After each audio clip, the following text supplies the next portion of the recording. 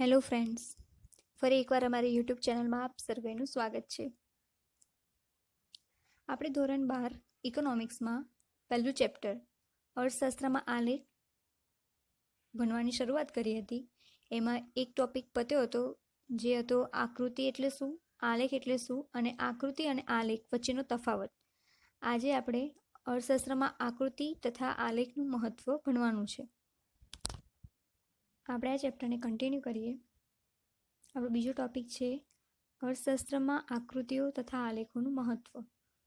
સમજો કે આપણી પાસે 1951-61, 1961-71 અને 1971-81ની વસ્તીની માહિતી છે. આ માહિતીને આપણે આંકડામાં જોઈશું તો સમજાશે નહીં, પરંતુ જો આ જ માહિતી આપણે આલેખની મદદથી જોઈશું તો જે ભણેલા માણસ નહીં હોય તેને પણ તે માહિતી સરળતાથી ખબર પડી જશે. આ આલેખમાં દર્શાવીને જોવાથી તરત જ માહિતીની જાણ થાય છે. આપણે જોઈ શકીએ છીએ કે 1951-61, 1961-71 અને 1971-81માં જે વસ્તી બતાવી છે એને જો આંકડામાં આપી હોત તો થોડી એને સમજવી અઘરી પડત, પરંતુ અહીંયા આપણને આલેખમાં આપી છે તો સરળતાથી આપણે જાણી શકીએ છીએ કે 1961-71માં સૌથી વધારે વસ્તી હશે અને એ બંનેની સરખામણીમાં 1951 અને 61માં વસ્તીની સંખ્યા ઓછી હતી. તો આવી અનેક પ્રકારની માહિતી જે સમજવી ખૂબ અઘરી હોય છે તે ચિત્ર, આકૃતિ કે આલેખની મદદથી સરળતાથી સમજી શકાય છે. માટે અર્થશાસ્ત્રમાં ઘણી માહિતી આપણે તેની મદદથી સરળતાથી સમજી શકીએ છીએ. તેથી અર્થશાસ્ત્રમાં આકૃતિ તથા આલેખનું ખૂબ જ મહત્ત્વ રહેલું છે. આ પ્રશ્નમાં કુલ 6 મુદ્દા છે. એ 6 મુદ્દા તમારે જો બોર્ડની એક્ઝામમાં 3 માર્ક્સમાં પૂછાય તો એ 6 મુદ્દા તમારે લખવાના રહેશે. આ પ્રશ્નમાં આપણે એના કીવર્ડ્સ જે છે એ જ યાદ રાખવાના છે. એનાથી આખો પ્રશ્ન તમને યાદ થઈ જશે. તો જે 6 મુદ્દા છે એમાંથી જે કીવર્ડ્સ છે એ હું કહું છું તમને. પહેલો છે સરળ અને સ્પષ્ટ, બીજું છે વલણો, ત્રીજું છે અર્થતંત્રના ફેરફારો, ચોથું છે સરખામણી, પાંચમું છે સમય અને શક્તિ બચે છે અને છઠ્ઠું છે અઘરા સિદ્ધાંતો. આમ તમે આ કીવર્ડ્સ ખાલી યાદ રાખશો તો તમને આખો પ્રશ્ન યાદ થઈ જશે. હવે આને ડિટેલમાં આપણે સમજીએ તો પહેલો ટોપિક છે સરળ અને વધુ સ્પષ્ટ. એટલે કે સામાન્ય રીતે અઘરો અને અટપટો લાગતો અર્થશાસ્ત્રનો અભ્યાસ આકૃતિ દ્વારા સરળ બને છે અને આલેખ દ્વારા વધુ સ્પષ્ટ બને છે. કેવી રીતે? તો કે અર્થશાસ્ત્ર વિષય એટલો અટપટો છે, ભરપૂર માહિતીઓથી ભરેલો છે. આવી બધી જ પ્રકારની માહિતી, જેમ કે વસ્તી હોય, બેરોજગારી હોય, માંગ હોય, પુરવઠો હોય કે ગરીબી હોય, દરેક પ્રકારની જે માહિતી છે એ આંકડાઓમાં દર્શાવવામાં આવે છે. જેમ કે આ વર્ષે વસ્તી કેટલી છે, 10 વર્ષ પહેલાં કેટલી હતી, એના 10 વર્ષ પહેલાં એટલે કે 20 વર્ષ પહેલાં કેટલી હતી. એ અનેક પ્રકારની માહિતી જે છે એ આમ તો આપણને યાદ ન રહેતી હોય અને એ આપણને થોડું ગૂંચવી કાઢે એવી હોય છે. તો આવા પ્રકારની જે માહિતી છે એને સરળતાથી સમજવા માટે એને એક ચાર્ટ રૂપે એટલે કે આકૃતિ દ્વારા અથવા તો આલેખ દ્વારા એની રજૂઆત કરવામાં આવે છે, જેથી ઓછું ભણેલા લોકો હશે કે જે બિલકુલ ભણેલા નથી હોતા કે પછી ભણેલા હોય તે છતાં પણ આવા આંકડાઓની જાળમાં એ ફસાઈ જતા હોય છે, તો એ ફસાઈ ના અને સરળતાથી સમજી શકે આ બધી માહિતીને, એના લીધે આકૃતિ દ્વારા એની રજૂઆત કરવામાં આવે છે. એક સંસ્થા છે CSO.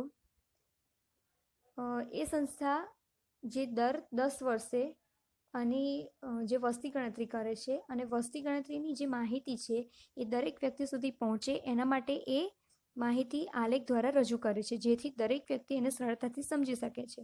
આમ અર્થશાસ્ત્રમાં અભ્યાસ આકૃતિ દ્વારા સરળ બને છે અને આલેખ દ્વારા સ્પષ્ટ બને છે. સ્પષ્ટ એટલા માટે કે આપણે જોતા જ એની ખબર પડી જાય છે કે કયા વર્ષમાં કેટલી વસ્તી વધારે હતી અને કેટલી વસ્તી ઓછી હતી, એટલે આપણને સરળતાથી એ સ્પષ્ટ માહિતી મળે છે અને એનું બીજું અર્થઘટન, ખોટું અર્થઘટન થઈ શકતું નથી.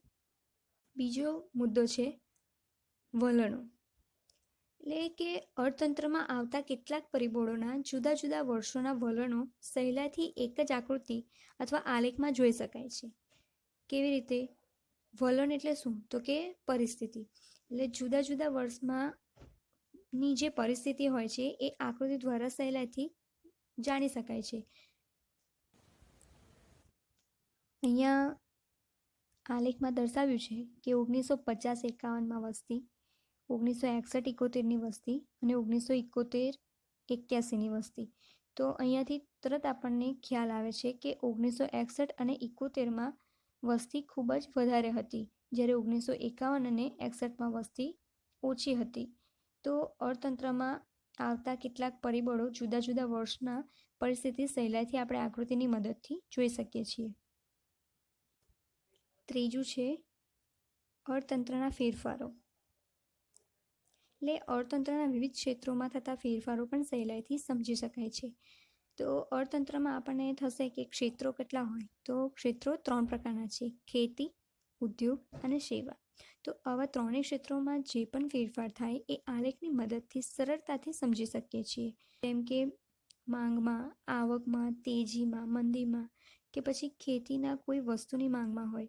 તો આવા અલગ અલગ પ્રકારના જે ફેરફારો થતા હોય એ આપણે આલેખની મદદથી સરળતાથી સમજી શકીએ છીએ. ચોથું છે સરખામણી. હવે આપણે જોઈએ કે અર્થતંત્રના કેટલાક પરિબળો માટેની વર્ગો, પ્રદેશો, ક્ષેત્રો તેમજ સમયગાળા વચ્ચેની સરખામણી સહેલાઈથી કરી શકાય છે. કેવી રીતે કરી શકાય? તો કે વર્ગો હોય, જેવી કે ગ્રામ્ય વિસ્તાર હોય કે શહેરી વિસ્તાર હોય. કોઈ પ્રદેશ લઈએ કે પંજાબ અને ગુજરાત. તો ગુજરાતમાં ઘઉંનું ઉત્પાદન આ વર્ષે કેટલું છે અને ગયા વર્ષે કેટલું હતું. પંજાબમાં ઘઉંનું ઉત્પાદન ગયા વર્ષે કેટલું હતું અને આ વર્ષે કેટલું હતું. એમ બંને પ્રદેશોની સરખામણી આપણે આલેખની મદદથી સહેલાઈથી કરી શકીએ છીએ. જો આ જ માહિતી આપણને અહીંયા જોઈ શકીએ છીએ કે કોઠા સ્વરૂપે આપેલી છે, જેમ કે ક્ષેત્ર, ગ્રામ્ય અને શહેર અને વેચાણ.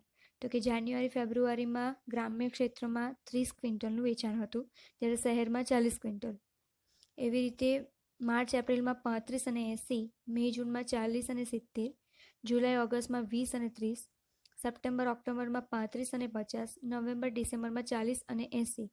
તો આવા જે આંકડાઓ આપેલા હોય તે આપણે સમજવા થોડાક અઘરા પડતા હોય, પરંતુ આ જ માહિતી આપણને જો આલેખ સ્વરૂપે આપેલી હોય તો આપણે સરળતાથી એને સમજી શકીએ છીએ. આમ કોઈપણ પ્રદેશ, વર્ગો, ક્ષેત્રો તેમજ સમયગાળા વચ્ચેની સરખામણી આપણે આલેખની મદદથી સહેલાઈથી કરી શકીએ છીએ. 5મો પોઈન્ટ છે સમય અને શક્તિ બચે છે. અર્થશાસ્ત્રની કેટલીક અઘરી બાબતો સમજાવવા પાછળ લખનાર અને વાંચનારનો સમય તથા શક્તિ બચે છે, કારણ કે આકૃતિ અને આલેખ દ્વારા અનેક બાબતો સ્પષ્ટ રીતે જોવાય છે. અહીંયા 2 બાબત ધ્યાનમાં રાખવાની છે કે જે વસ્તુ માહિતી જે છે એ સમજાવનાર એક હોય છે અને બીજો છે સમજનાર. તો સમજાવનારને માહિતી સરળતાથી સમજી શકે છે અને સમજાવનાર સરળતાથી આકૃતિની મદદથી એને સમજાવી શકે છે. આપણે આગળ જોયું કે જે કોઠો હતો તેમાં વેચાણની માહિતી આપેલી હતી. તો એમાં કયા વર્ષે સૌથી વધારે વેચાણ થયું અને કયા વર્ષે સૌથી ઓછું વેચાણ થયું તે આપણે શોધવું થોડીક મુશ્કેલીજનક હતું. હવે આ જ વસ્તુ આપણે જો આલેખની મદદથી દર્શાવી હોત તો કોઈ પણ માણસ એને આકૃતિને જોઈને તરત જ એને ખ્યાલ આવી જાત કે કયા વર્ષે સૌથી વધારે અને કયા વર્ષે સૌથી ઓછો વેચાણ થયું છે. આપણે આગળના ચાર્ટમાં જોયું હતું કે પોપ્યુલેશન 1951, 61, 71 અને 71-81ની દર્શાવી હતી. એમાં તરત આકૃતિ જોઈને આપણને ખ્યાલ આવી ગયો કે 1951 અને 61માં સૌથી ઓછી વસ્તી હતી, જ્યારે 61-71માં સૌથી વધારે વસ્તી ધરાવતું હતું. તો આવી રીતે જે વાંચનાર છે, લખનાર છે, જે સમજાવનાર છે અને સમજનાર છે, એમને તરત માહિતીની ખ્યાલ આવી જાય છે. તેટલા માટે આલેખ અને આકૃતિ ખૂબ ઉપયોગી છે. આનો છેલ્લો પોઈન્ટ છે અઘરા સિદ્ધાંતો. એટલે અર્થશાસ્ત્રમાં કેટલાક અઘરા સિદ્ધાંતો આકૃતિ અને આલેખની મદદથી સમજવામાં સરળ બને છે.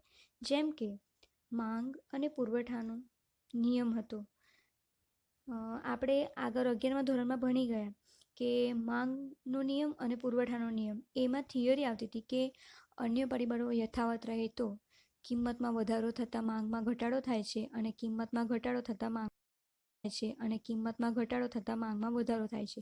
હવે આ આપણે વિચારીએ અને સમજવામાં થોડીક મુશ્કેલી પડતી હોય છે, પરંતુ એને આકૃતિમાં ડાયરેક્ટ દર્શાવી દઈએ. અહીંયા આપણે દર્શાવ્યું છે કે આકૃતિમાં જોઈ શકીએ છીએ કે જેમ કિંમત વધે છે તેમ માંગમાં ઘટાડો થાય છે અને કિંમત ઘટવાથી માંગમાં વધારો થાય છે. તો આ ખાલી આકૃતિ આલેખ જોતાની તરત જ ખ્યાલ આવી જાય છે આપણને કે આ માંગ રેખા જે છે એ ઋણ ઢાળ દર્શાવે છે.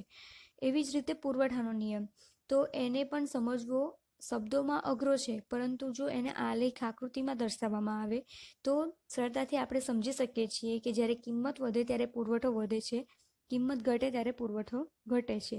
આમ એનો ઢાળ ધન ઢાળ દર્શાવે છે. તો આકૃતિ અને આલેખની મદદથી આવા અર્થશાસ્ત્રમાં અનેક પ્રકારના અઘરા સિદ્ધાંતો જે હોય છે એ આપણે સરળતાથી સમજી શકીએ છીએ.